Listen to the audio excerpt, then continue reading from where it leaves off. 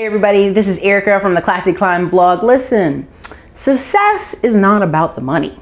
I know everybody's like, oh, turn this video off. No, but seriously, success is not about money. It's about the freedom. It's about the outcome, right? So let's say you had dreamed of having this giant business and having kids and a family and lots of dinners with friends. If you get all the money and you're a -3 on friends and a -3 on family and a -3 on kids, you kind of missed the other part of your plan, right? Like part of your plan didn't follow. And honestly, that's not successful, right? Because if you tell me part of your life's goal was to have a family with kids and make this big whatever, like you missed the mark somewhere in there, right? And there's nothing wrong with that. Oprah enjoys her life. Oprah gives back a ton. Oprah does whatever. Maybe it was never Oprah's plan to have a big family. So Oprah is successful by Oprah's standards. We don't know what her standards are. But when you state what your standard for your life is, how close are you to it? You know, are you a 10 in money and -2 in everything else? Got to balance those things out, right? So listen, there are many ways to make money online. Freedom gives you control.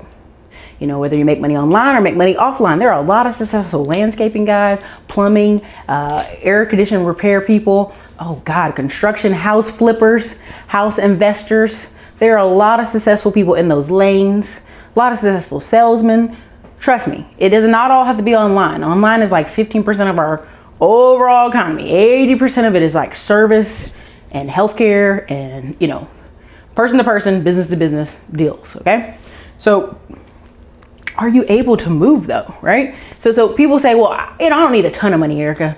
I'm happy, I'm content, I'm comfortable. True, okay, but here's my question. If your kids are in a crappy school, are you able to move? If your wife hates her job, is she able to quit? If you hate your job, are you able to let it go and get a different one? If not, that's not freedom, all right? If your kids go to school every day getting crap beat out of them and you can't do anything, you're just a parent with your hands up in the air. I'm sorry, little Jimmy, you're gonna have to go to school and fight it out. That is a good choice, one. Two, but you may also want to just get your kid out of a situation. There's a great guy I follow. He basically moved his whole business from Plano to Dallas. It's a similar area, suburbs area, same thing. And he said, you know what? My kid's school sucks. I feel like my kid's going into where the gang is, okay? Or I feel like he's gonna get stabbed. You know what I'm gonna do? I'm picking up my business and I'm moving it to Fresno. Not Fresno, Frisco, Texas. It's another place. Basically, it's another suburb of Dallas. And he can do that because he has a business and he just needs the office, and his employees can either get up and drive every day to Frisco, however you say it, or they don't.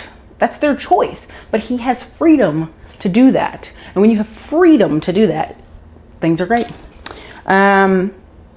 The best way to have freedom, sorry, I'm checking my notes, is to find out what you're good at, okay?